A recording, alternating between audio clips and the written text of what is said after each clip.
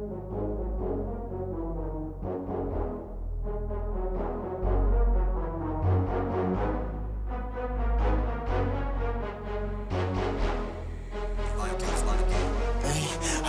halo, ti zvonam samo da ti čujem glas. Ti si ta što me drži buden večerva. Da li toj može da te čuva kako jaz? Navika, ti si moja loša navika. A ti, radi tebe imam noki nespani. Kada si isto koja pak si zaglavil. Nema mir, posle tebe ova srca nema mir. Како се претвори една песна во визуелна магија? Што се крие зад камерите на неголемите хитови? Денес разговараме со Гордан Божиновски, основач Нурба Рекордс и режисер кој што ќе ни ги открие деталите. Како си, Гордан, денес? Добро е, времето на само снимање спот не послужи перфектно. Ни врне многу убаво, така да ќе менуваме сцени. Еве, да, ќе се надоврзам на ова прашање. Што правите во овие моменти? Кога временските услови не се погодни, кога нешто не оди по планот, кога некој ќе закасни или слично? Се сноѓаме. Обично имаме план Б, некогаш и немаме план Б, некогаш ни изненадува времето. Денес имаме план Б, така да денес идеме во студио наместо да снимаме на отворено. И така да таму ќе креираме некоја сцена која што претходно имаме испланирано како план Б. Значи, најчесто се менува сцената. Ајде да се навратиме на почетокот. Кога ќе ви се јави некој, имате задача да направите спот. Од каде почнувате? Дали прво се креира некоја визија како мудборд? Објаснете ни вие подобро. Да, секако. Првин се креира мудборд според желбите на артистот, ако има некој желби, некои од артистите имаат желби, имаат веќе некоја замисла како сака да се одвива спотот, некои немаат. Се креира мудбордот, се креира сторито, што све би се случувало во спотот, се бараат локации за снимање, одобренија и така натаму, све што е потребно, нели потребни реквизити за самиот спот. Од тука се почнува, па после идеме на снимање. Кој го дефинира концептот и креативната насока? Кој е одговорен за овие реквизити и така натаму? Дали секогаш вие како продукција или пак некогаш и артистите одговараат за овие работи? Па секако ние како продукција, меѓутоа многу често и самите артисти помагаат нормално. Ја можам да најдам ова, можам да договорам за таму, секој каде има пријатели, така се договара. Во глобала заедно договараме. Некои артисти сте по-активни во самото креирање на музичкиот видеоспот, некои се по-пасивни, зависи. Дали во Македонија најчесто артистите доаѓаат со готова креатива или пак најчесто на вас ви препуштаат се во ваши раце? Има артисти кои што доаѓаат со готова креатива, со готова замисла, како сакаат да им изгледа музичкиот видеоспот, некои немаат. Сепак тоа зависи од самиот артист, од самиот човек, колку е креативен и тоа е тоа.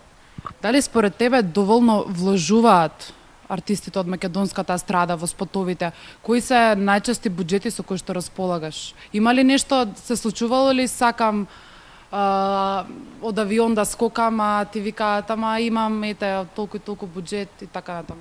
Па да, тоа е најчестиот проблем во Македонија, што доаѓаат со некои замисли, некои желби кои што се тешко изводливи со буџетот кој го имаат спремено за снимањето на спотот. Затоа сме ние тука да ги вратиме малце во реалноста и да со буџетот со кој што располагаме да направиме максимум што е возможно.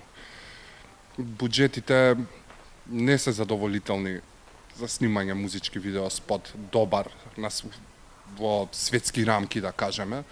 Така да креативата кај нас највеќе игра улога.